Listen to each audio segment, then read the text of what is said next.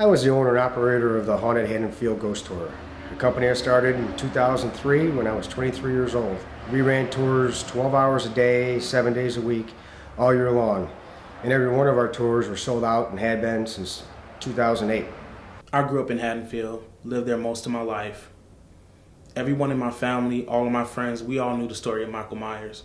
If you lived there, you knew about him. There was no way around that. Haddonfield wasn't really known for anything else. It became known for being the birthplace of America's most notorious serial killer. That was the reason why my childhood, all of our childhoods for that matter, were far from ordinary. We attracted everyone from paranormal enthusiasts to true crime enthusiasts to everyone in between who had a liking for macabre.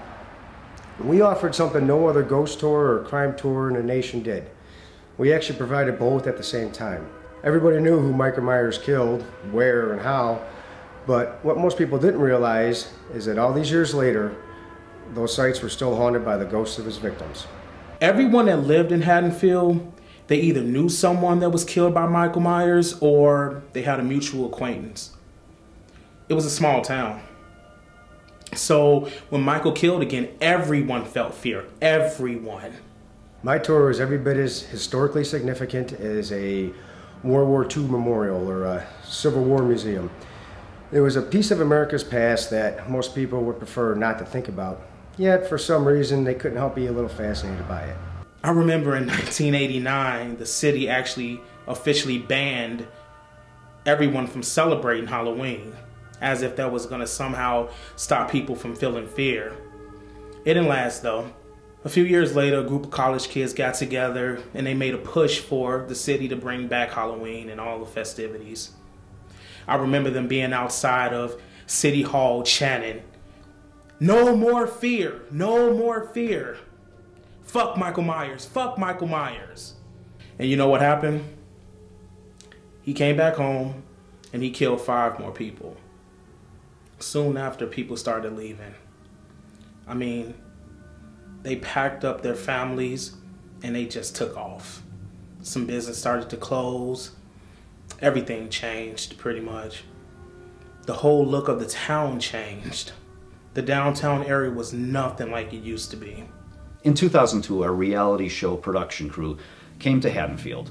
They had an idea. They wanted to have a show in Michael Myers' childhood home with a group of college students. They were going to have them equipped with cameras on them and also throughout the house. They would stream their every move live on the internet throughout the night.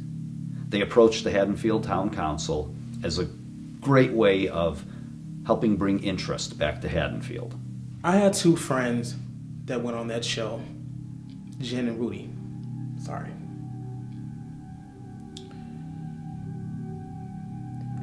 When they told me they were going on Dangertainment, I was angry. I was so angry. We grew up together.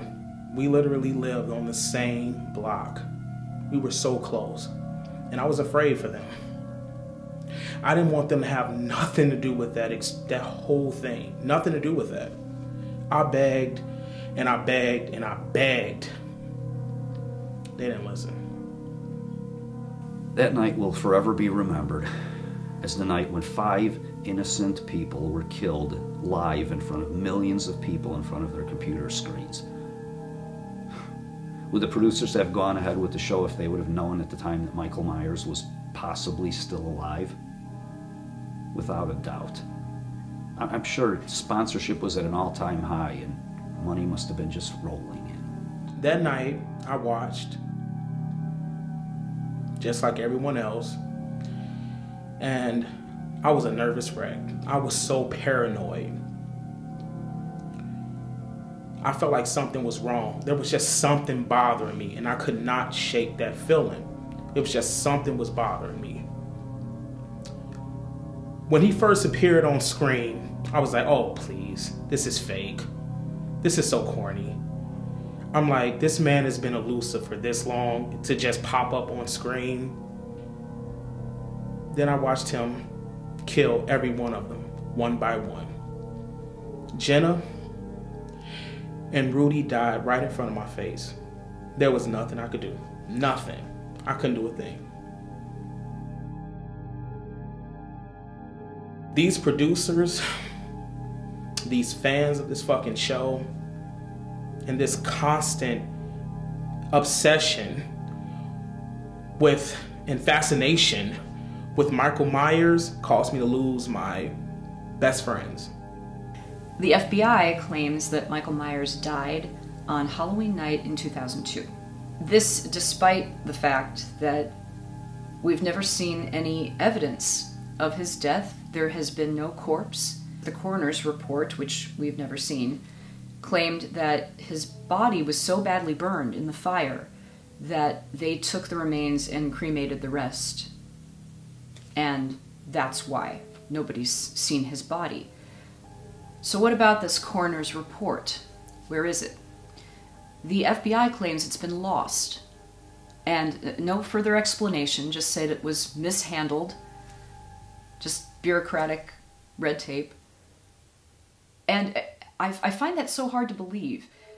The FBI claiming to have lost one of the most important criminal investigations possibly in their history of existence. I don't think there's ever been another serial killer in history that has single-handedly been responsible for the destruction of an entire town. But Michael Myers was. The remaining businesses closed, and the city basically became a ghost town. All because of one man. One man. And the inability to catch this one man.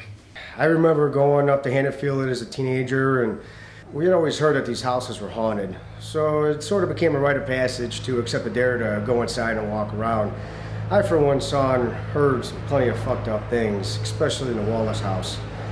So now that the town was pretty much being evacuated, banks were losing their asses, a lot of the properties were just going to be demoed. So I thought, well, why can't I make some money off this and see if I could buy up some of the properties.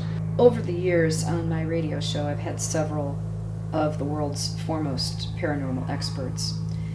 And all of them are in complete agreement that the Michael Myers murder sites are some of the most haunted in the world. There have been sightings and digital recordings, but what's more convincing than all of that to me is the feeling that you get in all of these sites. It's exactly the same. It is identical. And to have that exact same feeling at each place, to me, means not just the souls that were taken are still trapped there somehow, but it's also the dark energy of the one who took those souls. And I believe that a piece of Michael Myers is at each one of those places. All of this incredible, very unique dark energy has been, of course, very attractive to numerous investigative teams and hundreds of fans of the paranormal. And that is what, in turn, led to the tragic events that led to the now infamous Haddonfield Memorial tapes. So it was just another typical Friday morning, and I get a call from one of my drivers. It said it looked like somebody broke into the hospital. So I was thinking, shit, here we go again. It used to happen all the time. People would go inside, go fuck around, steal shit, graffiti, get high, whatever. If we caught them, all we do is kick them out. That's all we could do. It wasn't like there was a Haddonfield Police Department anymore, and it wasn't like the county was going to come out or anything, you know. So I got off the phone and went down and met my driver. Went up to the hospital, and sure enough, the padlock was broke. So we went inside, and that's when we found him. I was sent to Haddonfield Memorial on September 5th, 2014, after the FBI had received a tip from the Warrenville County Police that there were 4 bodies out at the old Haddonfield Memorial Complex. We entered the hospital, and we found the bodies of Chris Hallstrom, Dwayne Ferris, Cyan Holliday, and Robbie Edgerin in various parts of the complex. Also found at the scene were several pieces of video recording equipment in various rooms. Each of the victims additionally had a small video camera attached to their bodies. We collected all the evidence, and we ordered the immediate shutdown of the haunted Haddonfield Ghost Tour. I really wasn't given too much of a choice. These 4 guys showed up at my house, dressed in suits, looking like the Secret Service, forced away into my home, and basically told me this is how it's going to be. You are to sign over all your properties, terminate your business. End of story. I was part of a team of agents whose job was to view every tape and memory card, and then report on everything we had seen and heard. This was the first time since 2002 that we had hard visual evidence of Michael Myers, and we knew just how dangerous that information could be if it ever leaked out. But after viewing that footage, I could no longer bring myself to being part of that illusionary system. I felt it was more dangerous to keep the public in the dark about what had happened, that people needed to know the truth, that Michael Myers was alive. So I left the Bureau. But before I did, I took with me several tapes from the Haddonfield Memorial file.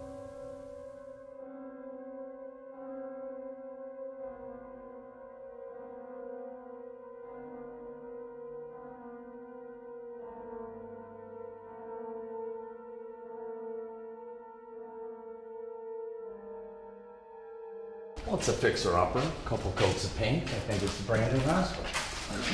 Man, this is so insane. Oh my God, I can't believe we're doing it. I know it was in one of these hallways where he stabbed that nurse in the back with the scalpel. Yeah, hoisted her up with one hand. Just held her up there with brute strength and stabbed her. Crazy. Well, perfect place to start, right? I think so.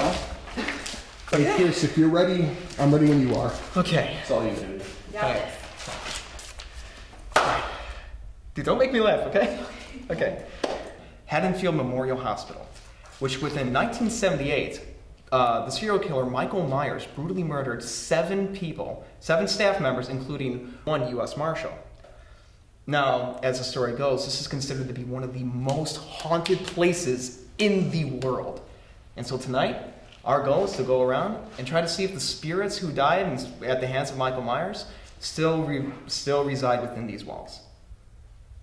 And cut. God damn, Chris. that's a mouthful. That was a Yeah, awesome take. All right. Hey. We'll go. So I'm totally not kidding right now, but as soon as you said the name Michael Myers, my Zoom recorder peaked. Are you serious? Dude, let me see Yeah, that. I'm so serious. As soon as you said his name, it flared up. That is crazy. Well, how do you guys want to do this? Do you guys want to split up? How you want to get around here? I mean, we can split up. Okay, how about this? Do you guys want to do the doctor's office examination room? Sounds and good. hydrotherapy and storage. Yeah, sounds great. So we're in our travels to the office where Dr. Frederick Mixter and Nurse Janet Marshall were brutally murdered by Michael Myers. We encountered several dead dogs.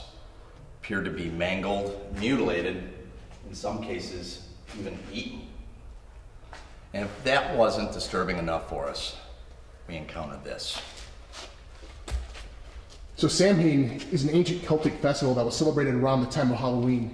And it's well documented that Michael Myers wrote this word at several locations that had significant meaning to Michael. Some of those locations included his elementary school classroom and even above the walls of some of his victims. Yeah, the blood here actually, if it is blood, seems to be fairly fresh.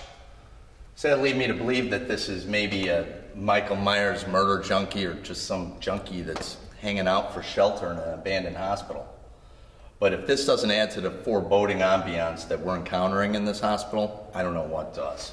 Yeah, we may not know who wrote that, but whoever it was, this place is just teeming with this negative energy. No doubt about it. It is electric.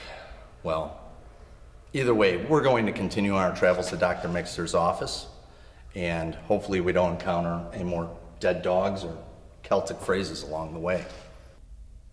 If there is anybody here with us, please say something. Give us a sign that you're here with us.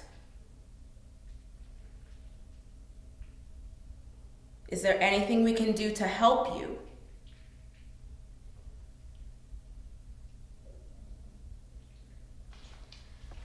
We're in the hydrotherapy room where Michael Myers took the lives of Nurse Karen Bailey and paramedic Bud Scarlatti, who were often seen flirting and making out with each other on the hospital grounds. Oh, do you hear that? As the story goes, they were hooking up in one of the hot tubs, which, as you can see, has been ripped out of here, when for whatever reason they were separated. Maybe Michael lured Bud into the control room, which used to be right behind me, and that's where Bud was strangled to death with an electrical cord. Nurse Bailey was waiting for Bud to return when Michael came over her and drowned her in the scalding hot water of the hot tub. She was discovered the next morning with 2nd and 3rd degree burns to her entire face. Turn this thing into a freaking storage room. It's kind of a shame, actually. I mean, because apparently this place actually has a lot of history, which I think is incredible. Like, I nerd out about this stuff all the time. Okay. Is this good? Yeah. Awesome. Okay. You ready? Yeah, you're ready. Awesome. Okay. So, right now, we are at the bottom of the swimming pool, which was actually used for physical therapy. Now, the story goes, as patients would go and be submerged underwater, some of them would open their eyes. But as they would look up, they would see a woman staring down back at them. So, whenever they would actually, get out of the water, obviously she would disappear. But there is this one story about this one patient, and apparently, when he looked up and he saw her, he described her face as pretty much like melting off. So it's like boils and bubbles, and the idea is that is the ghost of Karen Bailey. So the big question is the ghost of Karen Bailey still with us within these walls? What the fuck was that? Alright, it's probably just the same. It's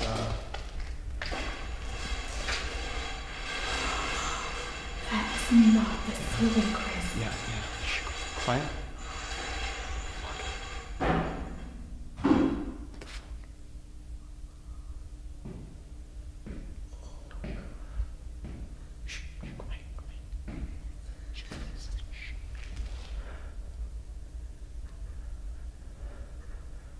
Okay. Alright. Whatever it is, it stops, okay? We should get back up, right? Yeah, go. Okay, let's Go. go. Shh. You ready? Yeah, go. Okay. Alright.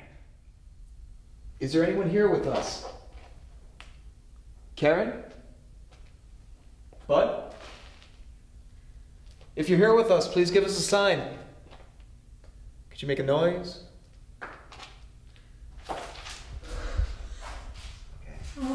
I don't think that's a ghost, Chris. Sign. I think there's Sign. someone else. Alright. Okay, do you feel that? What? Like, I'm just getting like this crazy weird feeling, weird sensation, all like... Like someone's watching you? Yeah, but like way more intense. I've been getting that feeling ever since Holy shit. Okay, yeah, let's regroup, okay? We'll go up and we'll regroup. Okay, so we're actually going to conduct an experiment to test the stone tape theory while using a trigger object. So according to the stone tape theory, during a traumatic event, like a violent death, a person's essence can get trapped within an inanimate object. And these objects can range from a stairwell to a chair to walls. And all of those feelings, the tension, the anxiety, the fear that is experienced during that moment can actually be released. And this is the source for paranormal activity that's often caught in EVP and video recordings. As for a trigger object, this could be any item, any artifact that was used by the deceased, something that they recognize, maybe something that they use in their everyday life. And their spirits, sensing this object, tries to make a connection with it. And that sometimes results in the movement of that object. So, in this room, in this office, Chief Physician Frederick Mixter and Janet Marshall, a nurse, they were both murdered by Michael Myers, both with a syringe. Dr. Frederick Mixter was stabbed in the eye, the needle penetrating his brain. And Janet Marshall, the needle was injected into her temple, where Michael plunged an air bubble inside, and she died of an embolism. So, if there's any truth to the stone tape theory, and the victim's energies are stored within these walls. It's very possible that we might be able to get them to connect with an object. And I'm really hoping that this might persuade them.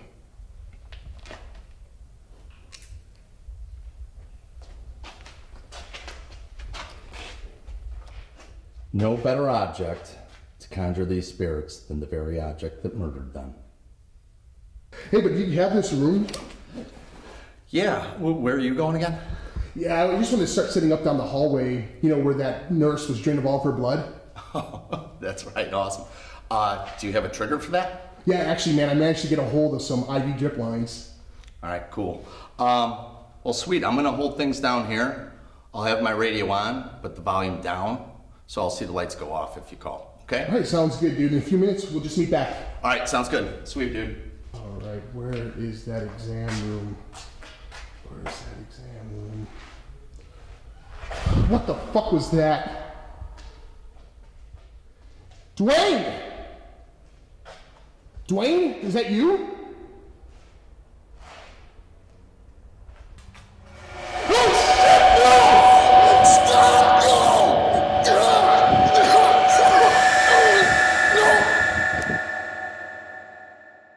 I don't know, man. Something's not right. We've encountered this stuff before. Not like this. Not this intense. Usually I can shake it off and I can focus, but not this time. I'm freaking out, Chris. I'm sorry, but I gotta get out of here. I feel like I'm going nuts. I'm hearing shit. I don't even know if it's real. I'm hearing voices. This is just like Bachelor's Garage. No, this is not just like that. Chris, are you listening to me? This is not just another haunted building. There is something more evil in this place. I can feel it looking at me. Fucking, I can feel it on me. Look at me. I can't even breathe. Relax. You were having a panic attack. Why the fuck are you recording this? Is this part of your audition tape too? I'm telling you, that wasn't a fucking ghost back there. We need to find Dwayne and Robbie and get the fuck out of here. All right. Okay.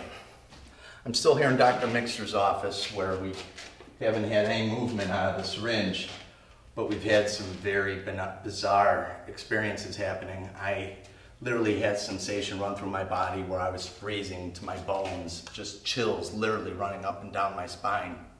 And then it just stopped. Just stopped. Who's there?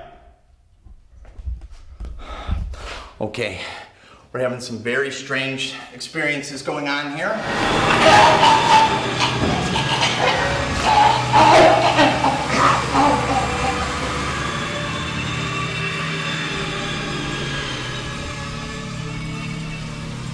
You're so funny. You never know what we might get, okay? Relax. Okay, no, it's fine. It's nothing.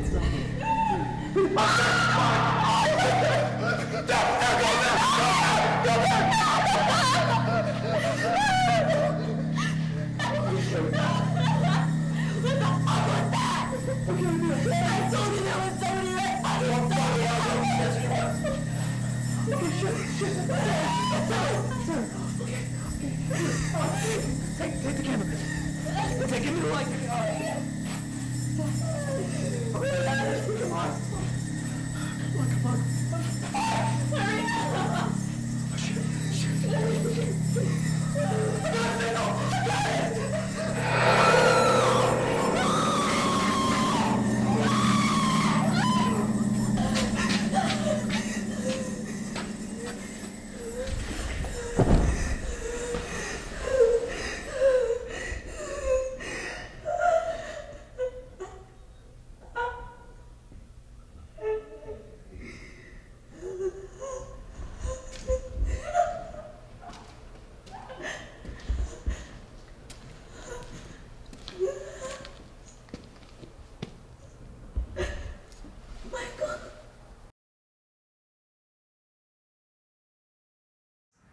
Very easy to dismiss the Haddonfield memorial tapes as being fake.